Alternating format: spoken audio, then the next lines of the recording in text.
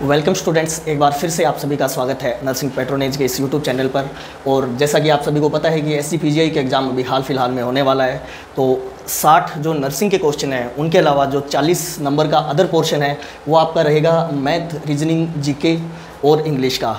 तो आज हम इस क्लास के अंदर जीके के कुछ जो पॉइंट्स है, जो करंट अफेयर है, वो हम डिस्कस करेंगे। तो सबसे पहले हम शुरुआत करते हैं यूपी के कुछ मेजर पॉइंट से, जो यूपी से रिलेटेड एक जनरल करंट अफेयर जो भी बना है। तो पहला है वो है chief secretary mister Durga Shankar Mishra launch राहत वाणी केंद्र। एक उन्होंने राहत वाणी केंद्र नाम से एक जगह की स्थापना की है।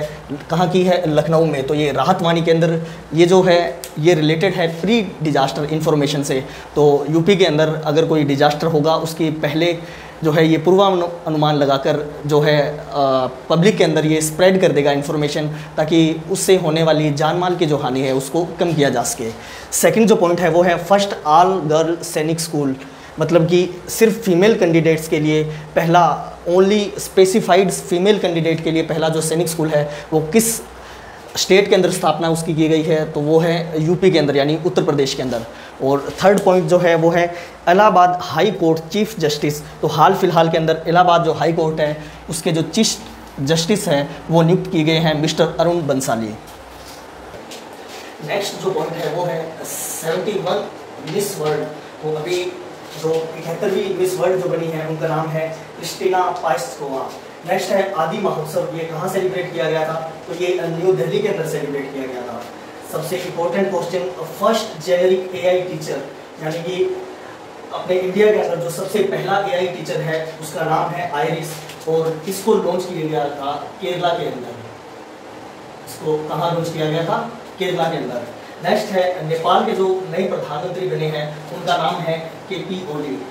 नेक्स्ट है ब्रिटेन के जो नए प्रधानमंत्री बने हैं उनका नाम है कीर स्टारमर।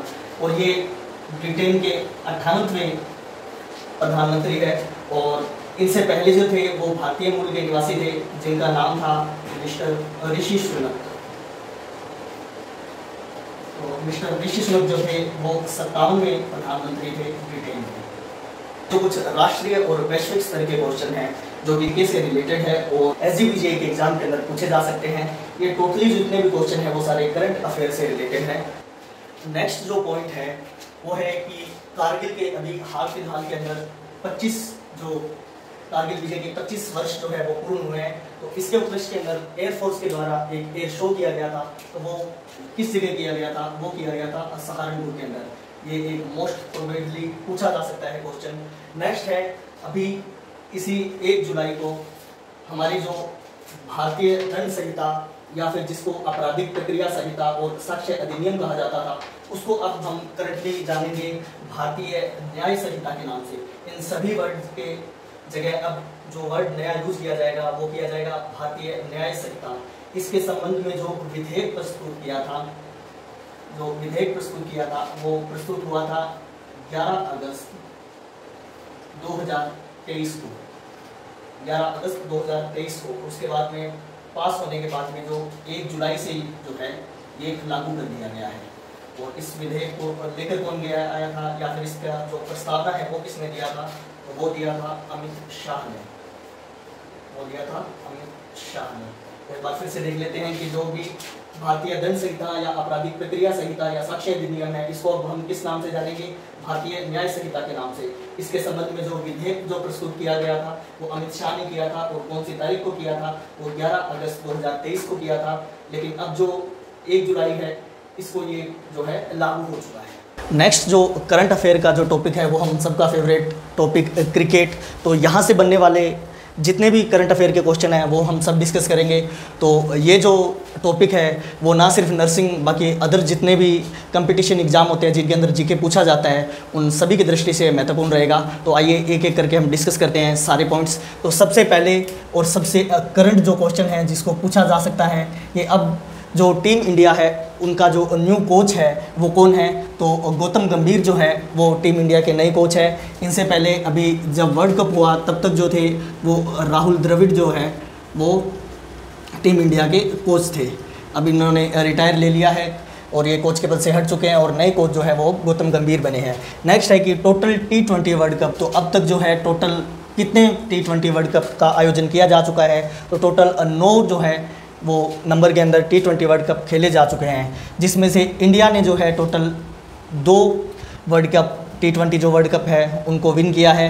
पहला जो है वो 2007 के अंदर जो फर्स्ट T20 वर्ल्ड कप हुआ था उसके अंदर, और जो अभी इसी साल थोड़े दिन पहले ही अभी जो है 9th जो वर्ल्ड कप हुआ था T20 वर्ल्ड कप, उसको टीम इंडिया ने जीता था। नेक्स्ट है होस्ट बाय, यानी जो अभी ये 9th जो T20 वर्ल्ड कप हुआ था इसको होस्ट किया था यूनाइटेड स्टेट और वेस्ट इंडीज़ ने, दोनों ने कंबाइंड रूप से।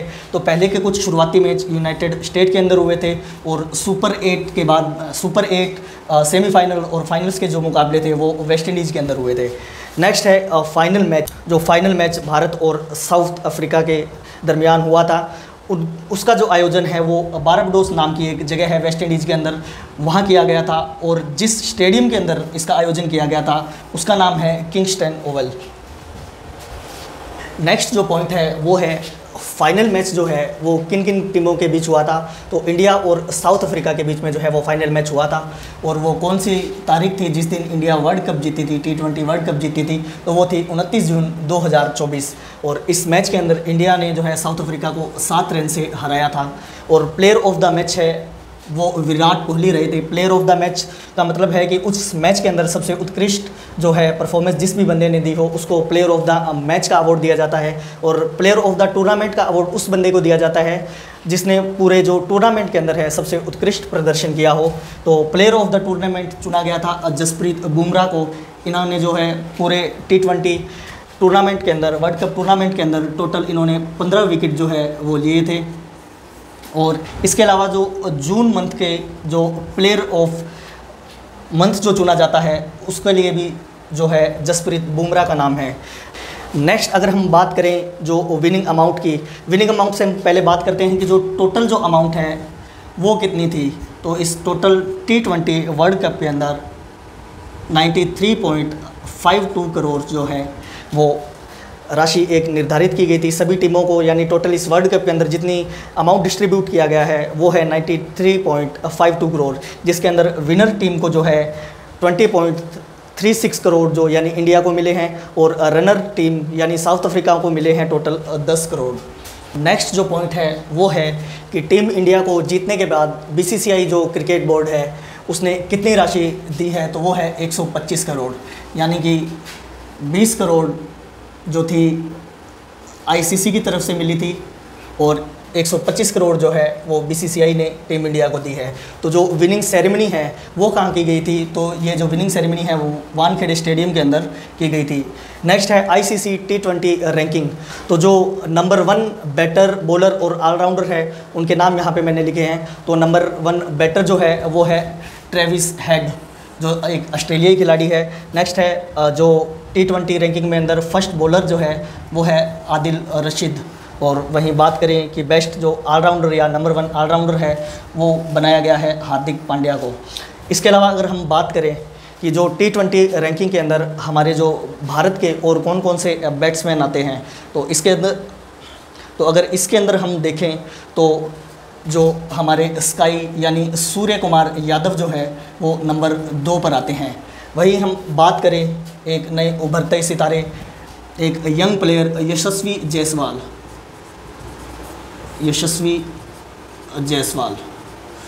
तो ये जो बैट्समैन है, ये जो बैटर है वो नंबर 7 की पोजीशन होल्ड किए हुए हैं। तो जो ICC की रैंकिंग के अंदर ये 2 बैट्समैन आते हैं, पहले सूर्य कुमार यादव ये दूसरे नंबर पर और सेकंड जो है वो है यशस्वी जायसवाल। वहीं हम बात करें अगर बॉलर के अंदर, तो बॉलर के अंदर भी हमारे जो 2 बॉलर है स्पिनर्स जो है वो स्पिनर्स में से एक ऑलराउंडर है जो कि T20 की रैंक होल्ड करता है। पहला है 7वें नंबर पर अक्षर पटेल और वहीं है 9वें नंबर पर चाइनामैन कहे जाने वाले कुलदीप यादव। तो क्रिकेट से, करंट अफेयर से रिलेटेड जितने भी क्वेश्चन है वो सब पॉइंट्स मैं आपके सामने लेकर आ गया हूँ। एक बार अपन फिर से रिव्यू कर लेंगे कि विनिंग सेरेमनी है जो वानखेड़े स्टेडियम के अंदर जो है वो आयोजन की गई थी।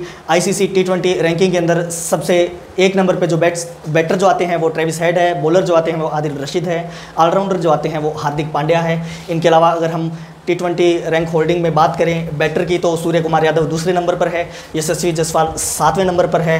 वहीं अगर हम बॉलर की बात करें तो अक्षर पटेल 7वें नंबर पर है, कुलदीप यादव जो है वो 9वें नंबर पर है और ऑलराउंडर जो है हार्दिक पांड्या वो नंबर 1 की पोजीशन होल्ड किए हुए हैं। तो क्रिकेट से रिलेटेड जितने भी करंट अफेयर थे वो सारे पॉइंट्स मैं आपके सामने लेकर आ गया हूँ।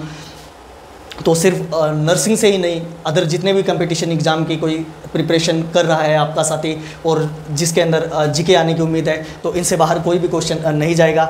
मुझे उम्मीद है कि क्रिकेट से रिलेटेड जितने भी सारे जीके के क्वेश्चन बनते थे वो मैंने कंप्लीट करवा दिए हैं। अगर SCPGI या किसी भी जीके के अंदर क्रिकेट से रिलेटेड अगर कोई क्वेश्चन बनेगा तो वो इनसे बाहर नहीं जाने वाला। उम्मीद करता हूँ आज की जो क्लास है आपको पसंद आई होगी और इन जो पॉइंट्स हैं इनके अंदर से एक ना एक क्वेश्चन आपको SCPGI में देखने को ज़रूर मिलेगा और अगर एक भी क्वेश्चन की अगर हेल्प हो जाती है तो वो आपको औरों से एक स्टेप आगे ले जाता है।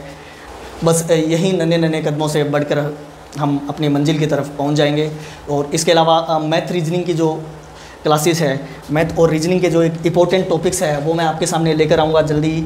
आगे आने वाले 1 या 2 दिनों के अंदर SGPGI के एग्ज़ाम से पहले मैथ और रीजनिंग के क्वेश्चन जो जितने भी यूपी के एग्ज़ाम हैं उनके अंदर जिस पैटर्न से पूछे गए हैं पहले और अभी पूछते हुए आ रहे हैं वो पैटर्न चेंज नहीं हुआ है। सेम उसी टाइप के क्वेश्चन आपको हर एक यूपी के एग्ज़ाम के अंदर देखने को मिल सकते हैं और मिल जाते हैं, चाहे वो UPUMS है, KGMU है, SGPGI है या फिर कोई भी एग्ज़ाम है जिसके अंदर जीके या फिर मैथ, रीजनिंग, इंग्लिश ये सब टॉपिक इंक्लूड है तो उनका जो पैटर्न है वो सेम ही रहेगा। तो नेक्स्ट क्लास में मिलते हैं।